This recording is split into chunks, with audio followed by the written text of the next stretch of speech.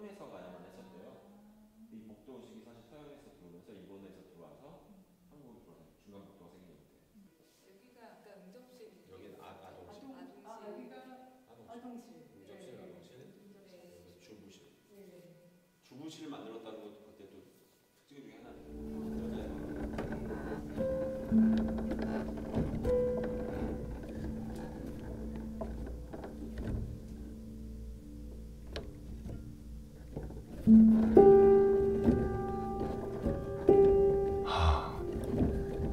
마침 저기 응접실에 들어선 제가 보이는군요. 지금과 사뭇 달라 보이긴 합니다만 제가 확실합니다.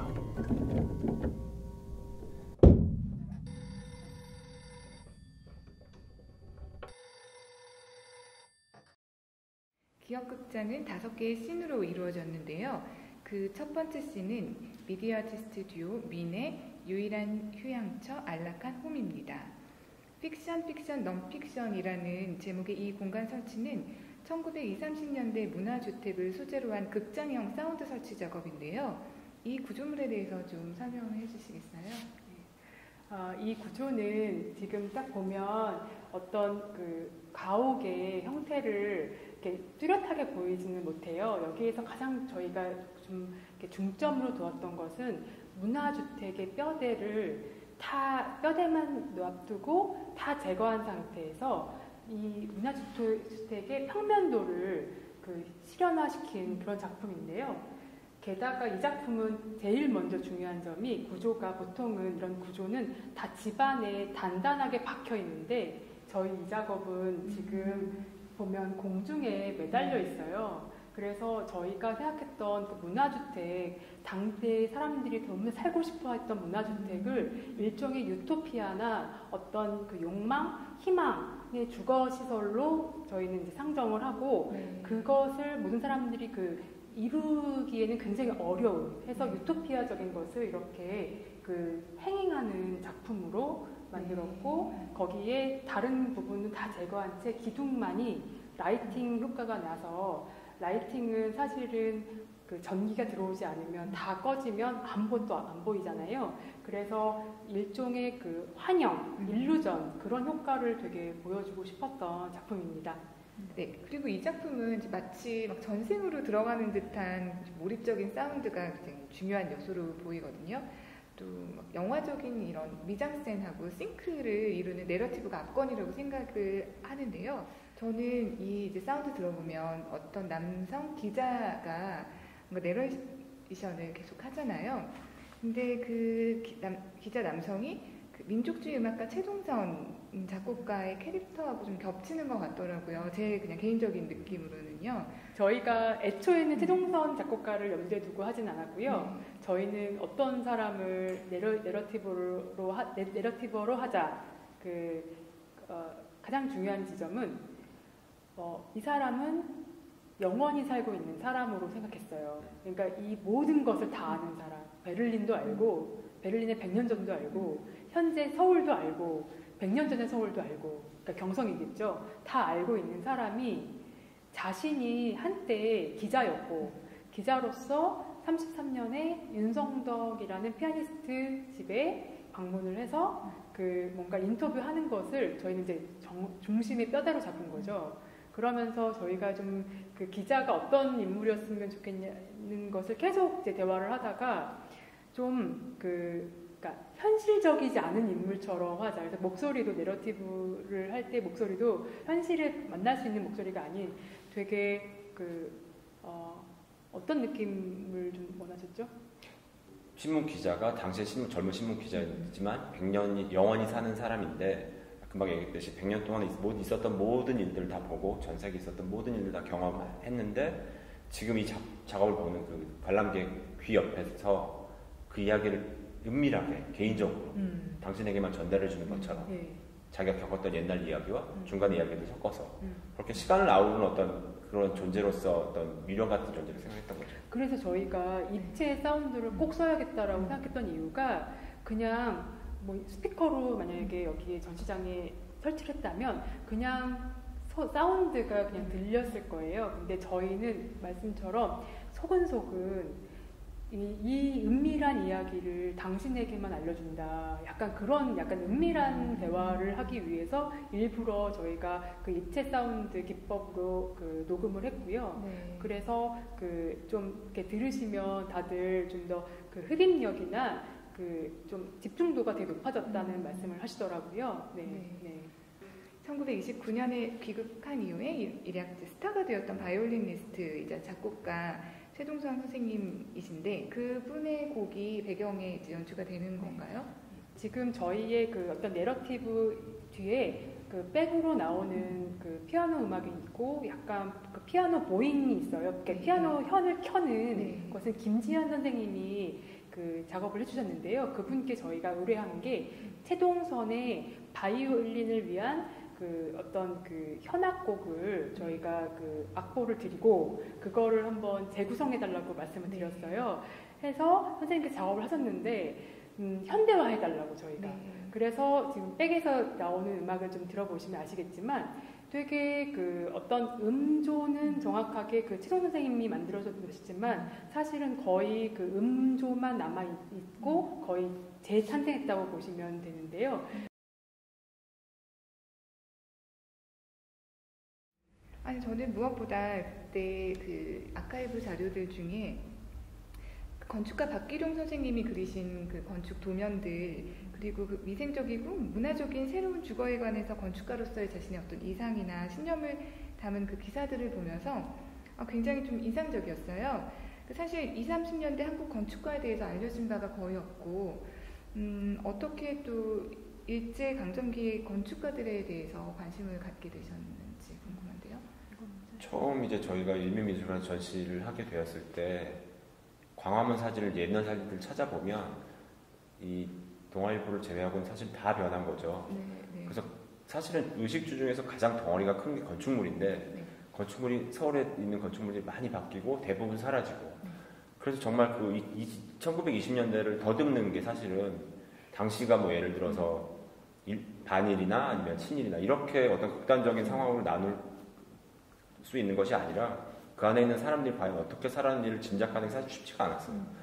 그래가지고 그 많이 없어졌던 건축물들을 생각을 하면서 건축물이 분명히 있었는데 누가 만들었으면 그것들이 왜 없어지고 쭉 연장이 되지 않았을까를 생각을 해보니까 당시에 그 일제가 만든 그 경성 고등공업학교 이상 시인도 거길 나왔고요. 또 이 도면의 주인공이 박길용 선생도 거길 나오셨는데 그분들이 사실은 그 당시 엘리트 코스를 밟아서 한국 그 근대사에서 첫 번째 건축가였죠. 건축가들이 공부를 하면서 당시에 뉴욕이나 유럽이나 첨단 건물들이 올라가는 걸 다 공부를 했을 텐데 과연 당시의 조선의 상황과 비교를 해봤을 때 자신들의 어떤 이데올로기나 아니면 이상향을 꿈꾸는 되게 많은 도면들을 만들었어요. 근데 실제로 구체화된 경우는 없었지만 그래서 그 사람들이 꿈꿨던 이상향이나 본인의 열망이나 당시에 젊었으니까 그분들의 어떤 열정 같은 거 그게 과연 어디로 사라지고 수증기처럼 어디로 사라지고 구현되지 않았다는 게 사실은 이렇게 떠있는 어떤 구조물처럼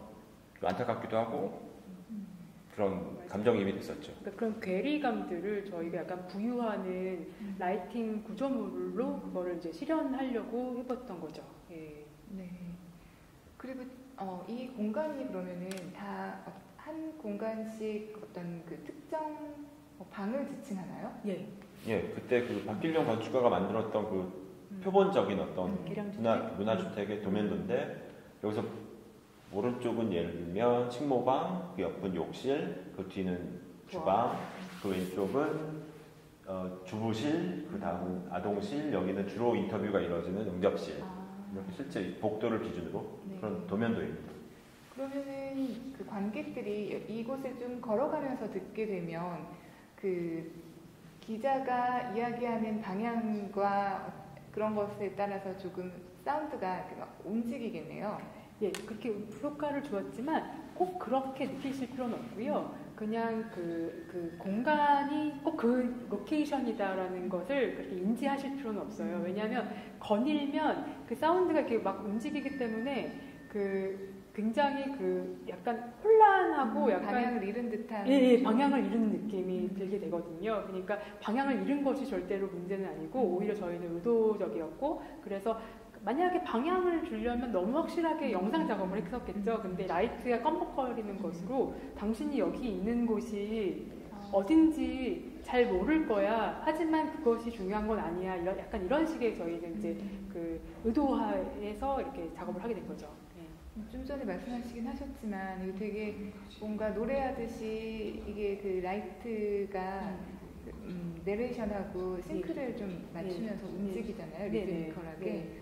그런 부분들은 어떤 식으로 의도를 하시는 거예요? 이 작품은 아주 쉽게 설명드리면 이 뼈대에 기둥이 있는 이 건축물의 평면도 자체가 저희한테는 주인공인 거예요. 그래서 이 내레이션이 되게 중요하지만 이 내레이션에 나오는 음악과 이 목소리와 이 건축물이 싱크를 이루어가면서 같이 움직인다는 것. 근데 움직이는 주체가 오히려 더 라이트가 더 중요하다는 것. 그래서 라이트와 이 이야기가 서로 동조하면서 그 울림이 있고 그 굉장히 몰입도를 주는 것이 가장 중요한 그런 방식이었죠. 네. 그리고 또는 그 100년 전에 인터뷰를 했던 기자가 100년 만에 다시 이 집을 찾아왔잖아요. 그래서 아마 이 집이 뼈대가 라이팅이 그 기자 오래된 유령이 된 기자하고 다시 대화를 다시 만나는 재회하는 그렇게 활화되는 어떤 상황일 수도 있을 것 같아요. 네. 마지막으로 이제 그 우리가 20, 30년대에 대해서 사실 알고 있었던 어떤 굉장히 암울하고 어두운 그런 뭐 일제강점기 시절의 경성과 사실 황금강 시대의 100년 전의 모습이 굉장히 좀 많이 다르다라는 걸 이번 전시를 통해서 알 수 있었잖아요. 근데 그 두 분이 생각하시기에는 100년 전의 경성의 모습, 황금강 시대가 지금과 어떻게 좀 다르고 어떻게 같은지 어떤 생각을 하시는지 궁금합니다. 그 100년이라는 시간을 딱 앞에 두고 생각했을 때 그 동안의 역사, 해방유의 역사는 저희가 비교적 잘 공부를 하고 학습을 했는데 일제 때 사실 역사는 사실 저희가 잘 몰라요. 남아있는 기록도 잘 없고 또 드러낸다고 한다는 것이 사실 일제 치하였기 때문에 문제가 있는 상황도 있기 때문에 그런데 이제 20년대, 30년대 자료를 쭉 찾아보다 보니까 아까 잠깐 얘기가 나오긴 했었지만 생각보다 훨씬 아방가르드고 생각보다 훨씬 다양한 문물들이 들어오면서 사람들이 거기에 즐기기도 하고 또는 낙오되기도 하고 그런 상황들이 벌어졌던 첫 번째 시대였으니까요. 그래서 생각보다 아방가르드하고 또 지금 생각해보면 그 근대문물이 들어오면서 근대화가 시작되었던 1920년대와 지금 2021세기 넘어서 SNS가 퍼지고 어떤 네트워킹의 시대가 된다는 이 변화의 시대가 되게 극단적으로 그 변화의 첨단이 있다는 것이 그 사이의 시간들에 비해서 그 딱 도드라진 점이었었죠. 그 좀 흥미로웠던 게 뭐냐면 지금 그 대한민국을 사는 사람들이 가장 걱정하는 게 부동산이잖아요. 네. 근데 저희가 건축을 이제 좀 주제로 당시에 건축을 주제로 하다 보니 벌써 100년 전부터 그 서울 도심이 계속 지금처럼 재개발 운동이 있었던 거예요. 운동까지는 아니지만 그냥 정말 삭막한 재개발이 됐던 거죠. 그래서 당시부터 벌써 재개발된 곳에는 굉장히 수도가 들어오고 뭐 편리한 삶이 이루어지지만 재개발이 안 되고 낙후된 곳은 정말 살 수 없는 정말 그 토막골에서 살아야 되는 그런 상황이었거든요. 당시부터 굉장히 그런 것이 사회 문제가 대두됐었고 지금 그러니까 문화주택이 지금의 그 사람들이 가장 살고 싶어하는 아파트로 이렇게 변모된 100년 과정에서 변모된 하지만 뿌리는 같은 그런 거를 저희가 좀 목도하면서 꼭 이렇게 정말 이렇게 그 일루전이 꼭 그 사운드, 그러니까 이런 내러티브와 함께 일루전으로, 그러니까 꼭 가시화되는 영상이 아닌 일루전으로 꼭 작업을 해보고 싶었던 가장 그 뿌리에는 그런 면모가 있었습니다. 예.